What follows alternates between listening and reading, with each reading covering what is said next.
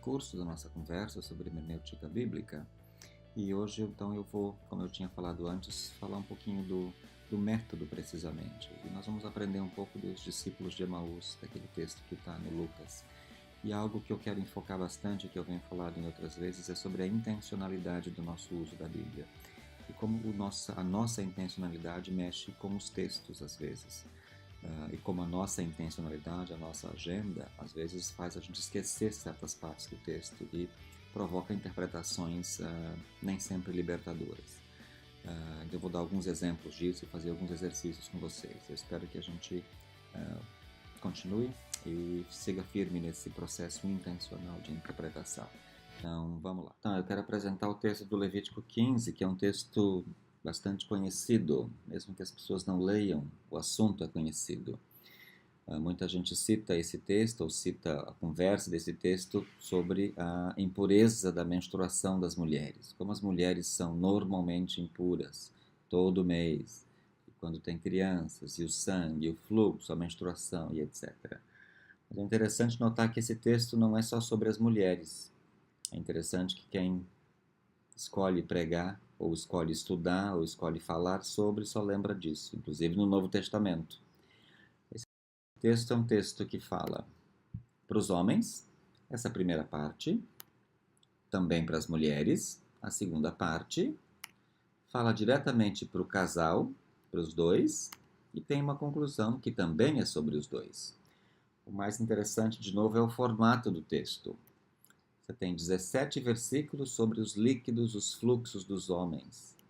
Você tem 12 versículos, 5 a menos, sobre os líquidos e fluxos das mulheres. 17 e 12. O texto para os homens é um pouquinho maior. E o assunto dos dois textos é sobre o fluxo dos homens e das mulheres, que não é simplesmente a menstruação, que não é também só a poluição noturna, né? Na verdade, é a ejaculação para os homens, o prazer, a lubrificação para as mulheres e etc. Mas é interessante que a maioria dos comentários e pregações focam só sobre as mulheres. A gente tem um texto no meio, um versículo muito importante, que é de ligação, que é um texto sobre saúde pública. Se a gente for olhar o texto como um todo, é um texto de política pública de saúde. A gente não pode, se temos fluxos líquidos, se temos fluxos ou líquidos, a gente tem que se lavar, senão a gente vai ficar doente. Então, na verdade, é um texto, como muitas outras legislações na Bíblia, tem muito a ver com a nossa saúde física, com a nossa integridade física. Acho que é importante começar a interpretar a Bíblia também nesse aspecto, não simplesmente do ponto de vista moral, de comportamento e dessa moral moderna e elitista que a gente tem. E depois nós temos uma conclusão que, de novo, é para o casal, para os homens e para as mulheres. Esse é um exemplo de como essa coisa da escolha funciona. Um outro exemplo é esse texto do Efésios 5. Ele é um texto chamado de Código Doméstico. Eu tenho certeza que muitas de vocês escutaram isso em casamentos, ou já citaram isso, ou escutaram gente citando, especialmente para dizer que mulheres são submissas aos homens. Mas se eu mostro para vocês esse quadro, o que é que chama a atenção de vocês? Qual é o quadro que mais destaca?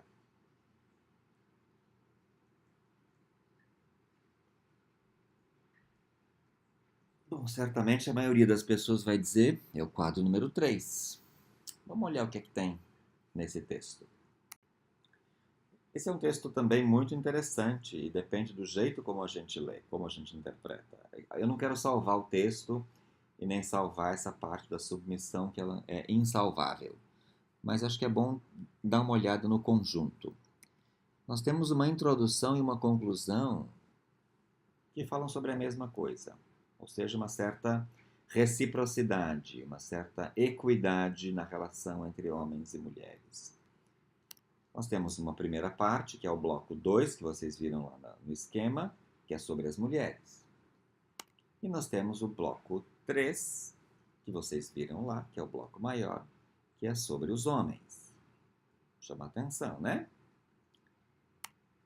E não é só sobre os homens, é sobre os maridos. Não é sobre os homens em geral, mas é sobre maridos. Então você tem esses dois molduras.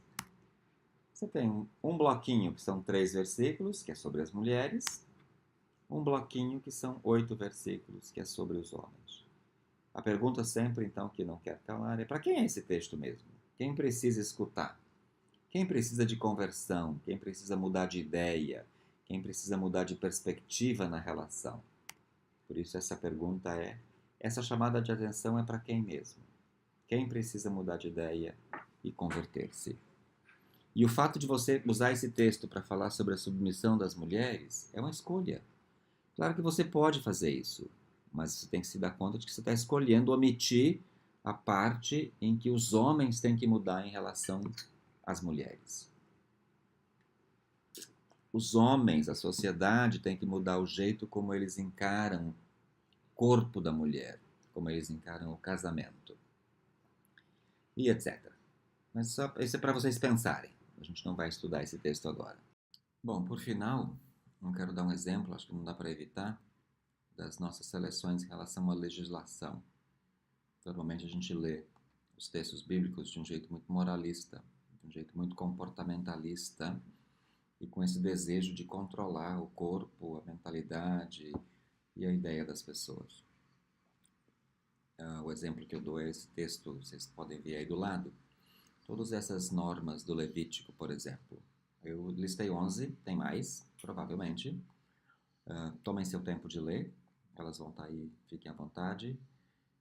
Mas é muito interessante a gente perceber que dessas 11 normas, a gente só presta atenção em uma, só faz campanha, a gente não sei, mas muita gente, só faz campanha em relação a uma, fica indignado em relação a uma, tem opiniões formadas e tem comportamentos violentos em relação a uma delas. Esse é o tipo de exemplo de seletividade que a gente tem, que não é o texto que produz, somos nós que produzimos. E certamente isso tem um problema porque isso não combina com Jesus. Se a gente for olhar para a norma e pelo estilo de vida e proposta de comportamento que Jesus propõe, não combina com isso. E vamos lembrar que nós somos de Jesus, nós não somos judeus para obedecer o Antigo Testamento, muito menos paulinos para obedecer o Novo Testamento, as cartas paulinas e outros textos. Bom, a gente se dá conta disso. Isso é uma característica da nossa espiritualidade e da nossa teologia muito fortes. Eu espero então ter ajudado. Então, por favor, tomem tempo, leiam os textos, vasculhem a Bíblia e provavelmente com o material escrito vocês vão poder ter mais oportunidades de investigar. Boa oração, boa pastoral e bom estudo.